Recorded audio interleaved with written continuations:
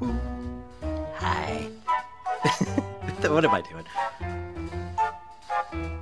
Hey, baby, and welcome back, everyone. Welcome back to another episode of Primus Modsauce. Welcome to the Primus servers. I am your host, catdogpigduck. How's it going? So, guys, let me get right to it here. I am so pleased with my Quarry upstairs. I just got to show you it real quick. Oh, I'm so pleased to finally have tons and tons of materials. As you can see, boom, look at that. And boom, look at that. So it's only 2 chests. I may have gone a little overboard here, but I'm planning on running the Quarry a few times. So I'm thinking this is not super overkill. A couple of changes that I made into the Quarry from last time was that I took off the Fortune 2 upgrade. I've got it right in here somewhere. I took off the Fortune 2 upgrade because it was using way too much power. As you can see here, it does a power multiplier of times 20, and that was turning out to be such a huge drain. It literally ate like all of my carrots at once. So using carrots to power the Quarry was not a good idea, especially with the power drain. So what I ended up doing, and I'll show you here real quick, if we type in Silk Touch, we get nothing. Okay, well, it would help if we typed it in correctly. Let's type in Silk Touch correctly this time. Silk Touch. Here it is. The Silk Touch upgrade only takes 1.5 multipliers, so that's not bad at all, and it's actually pretty cheap. So I made that one and put it on there instead. I think that was a good solution. So what I can do now, and I've made a little device over there to take care of this, is as you can see, everything is silk touched, even including emerald ores and diamond ores. So what I can do is take my diamond ores, and I made a little machine over here with 2 autonomous activators and an advanced item collector. In this autonomous activator, I have a Mana Steel pickaxe with efficiency and unbreaking 3 and fortune 3. That is fortune 3. That's even better than fortune 2. If you guys know how to count, that should be pretty obvious to anybody. And over here, I have an autonomous activator just set to right clicking. So if I put my diamond ore in this chest, look at that.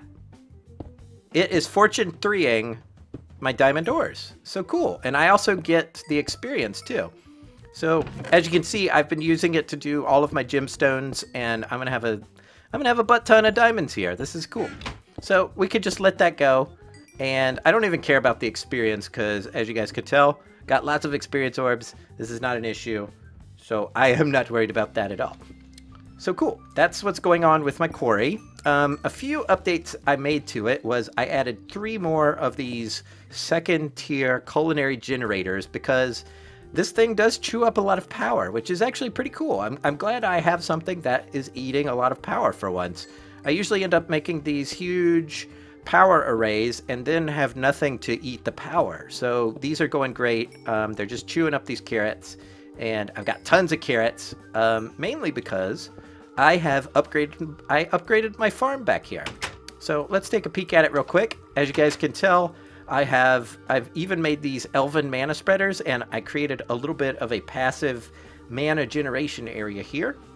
And that's shooting down here into this mana pool, and that is powering 3 agricarnations. That's right, 3 of them. And on this half of the field, I have carrots growing, and over here I have wheat and a few ender lilies. And I think I even have a small patch of potatoes right here. Yep, I have like 4 potatoes. So it's not overkill, but I think it's working really well for me. So as you can see, I've got this going on. So yeah, I upgraded my farm, and this seems to be keeping it supplied with enough mana to keep the boost from the agricarnations going. I had to add a few bits of water pools around the edges to keep everything hydrated. So yeah, that's working pretty good. This is the top tier farm you can get with the farming station. I put the octatic capacitor in here, so it's getting a really good radius and everything's going good. So yeah, the farm is doing well. And as you can see, the current bottleneck is wheat. It used to be eggs, And now it's wheat. So wheat is the new problem, but we're growing. Something is eventually is going to be a bottleneck, and I would rather it be wheat than, say, eggs or sugar. So that's cool. We got 46 stacks of cakes here, which we could also feed into the culinary generator, making us lots of things. I want to show you down here real quick. I did a little revamping of my base. I'm not sure how I feel about it. It's very purpley. I used these fantasy blocks. I thought it would look cool, but I'm not exactly sold on it yet. But I do kind of dig it. It is kind of interesting. But over here, I've upgraded things a little bit. I put a culinary generator down here, and it is empty, and I need to fill it full of something. Let's actually take a few baked potatoes here, and we're going to throw them in here just to keep the farm going. This is my secondary power source for the farm upstairs, because solar power isn't enough. So every once in a while, I just put a few baked potatoes in this culinary generator, and everything seems to work out fine. Back here, I created 2 deep storage units. This one is holding seeds because I've got a butt ton of seeds, which is good. We'll use those eventually for something. And I have a deep storage unit for carrots. So this is my storehouse of carrots as they are being grown. And I just switched it out, so all of my carrot stocks are up there powering the quarry. But when I need a new one, I will just pull out my... When I need a new stash of carrots, I pull out my dolly here. And I bring the barrel back down here, put it right there. And with this transfer node, it transfers stacks really quick into the barrel. And yeah, we get filled up with carrots again. And we're making carrots at a very rapid pace. So it can definitely keep up with demand. So that is cool. Another quick little update I did is I put in an automatic workbench here that is turning this sugar, or this sugar cane into sugar, and then feeding it into the cake factory upstairs. So cool. The cake factory is completely autonomous at the moment, and it will just generate cakes infinitely if I let it sit. But eventually the crafter will run out of power. So every once in a while, I just take a few cakes, throw them in here, and there you go. All right, it's back to normal, and it should have enough power to, you know, power this thing and make us some more delicious cakes.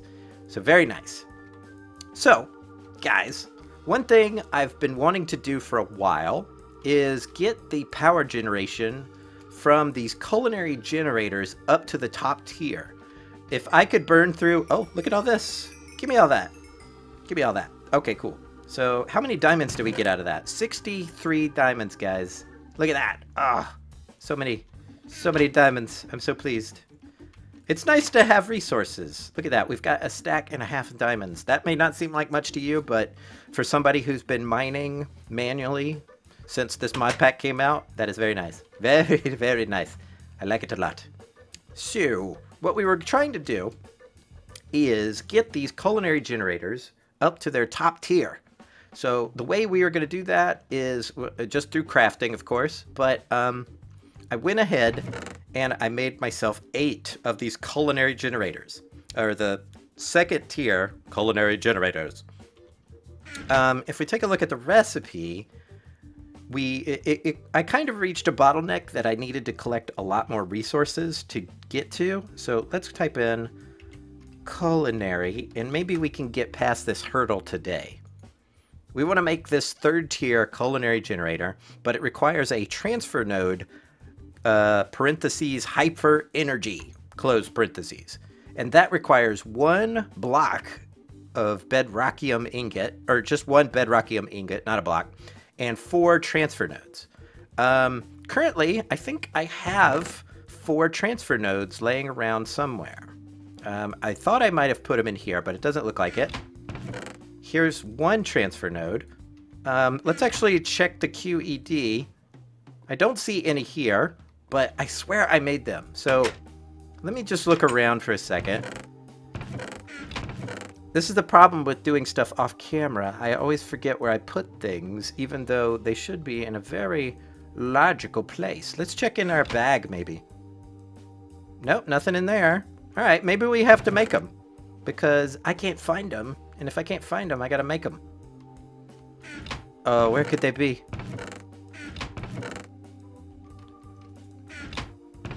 Man, I better not have to make these again.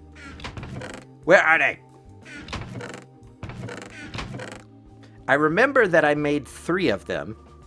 And I'm just going to search through here manually real quick. Let's see here. Can I do this where I just like click on it? Oh, no. Oh, no.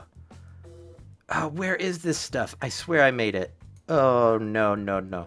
All right, I'm going to pause the video here and see if I can figure out where I put these damn things. Hopefully I didn't lose them, but at the moment, it looks like I lost them. Where are you at? Oh my god, I can't believe I lost these things. Are they here? No.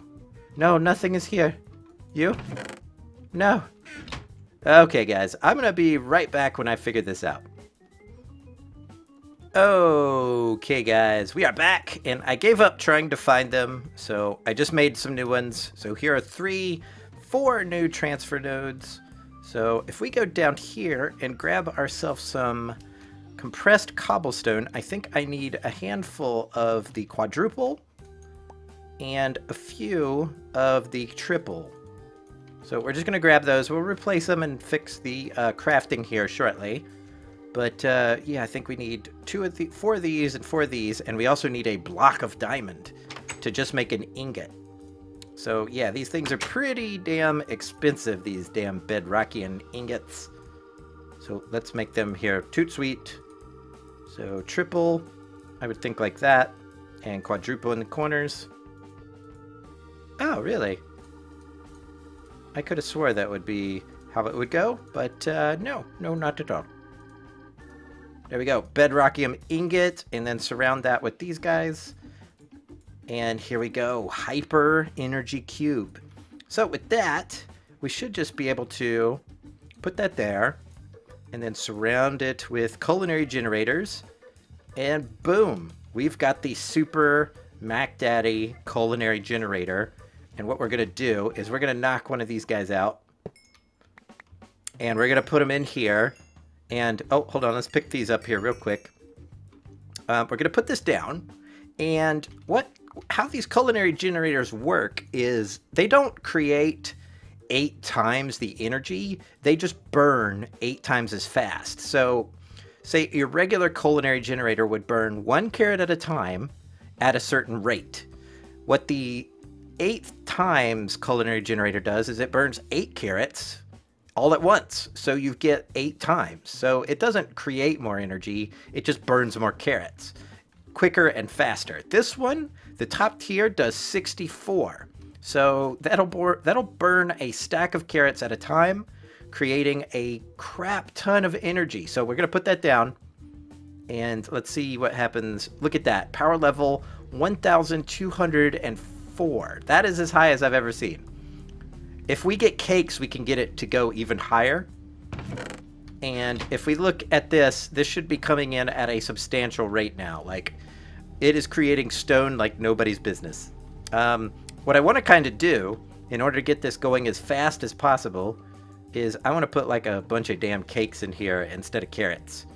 I think that's going to be a lot cooler. We've got 21 seconds until this burns down. The problem with cakes is they don't stack in 64, so they can only do 16 times. So that is a bit lame, but I still think it's going to be more substantial than the carrots, but we'll see here in a second. Will 16 cakes equal more than a stack of carrots? Let's find out. It will. It definitely does. So cakes in this super culinary generator will definitely generate a lot more power and oomph, and we're going to start collecting things at a very quickened rate. So this quarry might be done pretty quick with this new culinary generator. So cool. We got that done, and we're very pleased. Oh, yes, indeed. I don't even know what to say anymore. I'm kind of done with these culinary generators at the moment. But actually, I am done with them now because I made the top tier one. We could make a couple of them, but I don't see the point in it because we would have to. I think in order to get the new culinary generator at multiples of them working, I think we would need like 4 of these farms stacked up, which is possible, and we probably will do it. So it's definitely a thought, and we should consider that. So cool. Something maybe to end out the episode is one thing I wanted to do was show you guys this Elementium armor. This stuff is pretty damn cool. I don't know why I made the pants because I'm not allowed to wear them. Let's check in here real quick. Hold on. I was hoping maybe my transfer nodes that I was missing would be in there, but they ain't. They're not in there. So I made myself this Elementium armor, and I think I went ahead and put a bunch of enchants on it because I think what I'm going to do is use this stuff to fight the Gaia spirit in the book. But before I even do that, I'm going to have to kill myself a wither because you need a beacon. So I think in the next episode we're going to fight a wither, and then after that we're going to fight a Gaia spirit, maybe with one of the other guys on the server. And yeah, because from what I hear, the Gaia spirit is really hard to fight. So I think I'm going to need a little help. I may call for some assistance from my brethren, but who knows. What else did we want to do? Let's pull out the book here real quick. What is up with the weird Minecraft noise? There were like 2 in a row there. That's so weird. All right. So let's open this up and let's see what other gadgets and doodads we can make with what we have from the Elven or Elfheim area. So mystical items. There were a couple things I wanted to make. One of them being this Hand of Ender. So all I need is an ender chest, leather, obsidian. From what I was reading was that with this Hand of Ender, you can access your ender chest anywhere, which is cool. That sounds fine. But another thing it does is if I use it on a player, I can open their inventory instead, but at a lot higher mana cost. But I think that would be funny, and I'm not sure, but does that mean I can steal from them? Like, can I reach into their inventory and take, like, their things and run off? It might be worth trying just for fun. We would, of course, give it back, but I think that might be fun. So let's give that a try here. We're going to type in Ender chest. I haven't made one of these in a while. We're going to make just the regular type. Oh, these are easy. Oh, yeah. Oh, yeah. So let's make one of these here real quick. Boom. And boom. Need our ender eye, and then I think I have a bunch of obsidian over here. Oh, I even have ender eyes over here too. I didn't even have to make one. Alright, there's my ender chest. Let's grab ourselves some pixie dust. We're gonna need 4 pieces of leather, which I saw up here. 1, 2, 3, 4. And what was, I think, let's see here.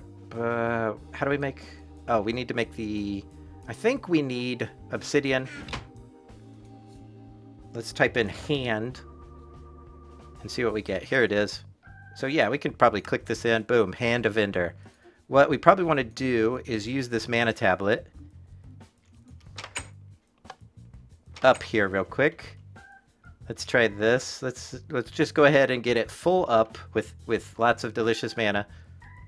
And what we might try to do is try out the Hand of Ender on Blizzard real quick. If I use it now, I don't even have an ender chest, so it's not going to work. But what I can do is try the other part of it on Blizzard. Oh, wait, he left. I can't even use it on him. Dang it. All right. Well, we made the damn thing. Let's try making something else. Jeez Louise. The one time I try to do something interesting and no one's on the server. Usually people are on here all damn day. So let's take a peek in the book and see what else we got. Let's see here. We could do a life aggregator. I don't want to do that because it's stupid. I do want to try out this equestrian virus. Apparently you can turn a horse into a skeleton horse or a skeleton or a zombie horse, which I think sounds super cool. We could have like our own skeleton horse, and it's really not even that expensive. This one will be just this. I think this one makes skeletons and this one makes zombies. We would definitely want the skeleton horse. I think that sounds cool as hell. I will probably do that in another episode because I don't even know where horses are. I haven't even seen a horse. So nuts to that one. Let's mess with some other stuff here. We've done the Rod of the Bifrost, which is really cool. The Shard of Laputa, I don't think we even have that. So let's go to maybe some of the baubles. One of the things we can make, everything else in here requires Gaia spirits. We can make the Great Fairy Ring, This ring works alongside Elementium armor and will increase the spawn rate of a pixie. So that'll be good when fighting the Gaia. So I definitely want to have this. It's actually pretty damn cheap. So let's go ahead and make it. And I need a pixie dust. Let's put this in here. Let's get that. And yeah, I currently have the Ring of Chordata on me, which helps me swim. And I gotta tell you, it hasn't come in handy once. There's not one time that I've used this Ring of Chordata or whatever it's called. So I may as well use the fairy ring. At least that way I have, you know, my fairy armor. And I think if I have a Elementium sword, that also drastically increases the damage that the fairies do. This all sounds very funny when I say it out loud, when I start talking about what the fairies do. But let's make a Elementium sword as well, and we'll go ahead and put sharpness and all that cool stuff on it for our battle with the Gaia spirit. But here's your Elementium sword. Ba, ba, ba, ba, ba, ba, ba. And we're gonna put like sharpness 5 on it, and I guess like fire element.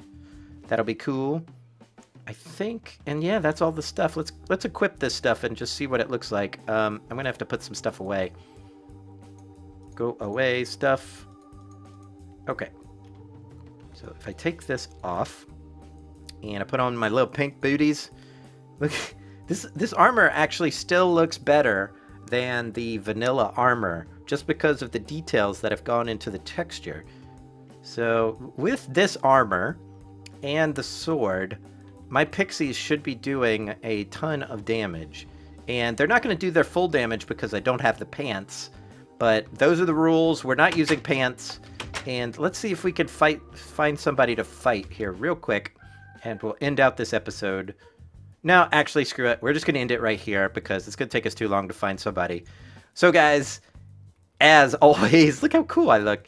As always, I want to thank each and every one of you handsome and gorgeous people for watching. If you enjoyed the episode, give it a big old thumbs up. And until next time, guys, we'll see you all real soon. Goodbye, goodbye, goodbye.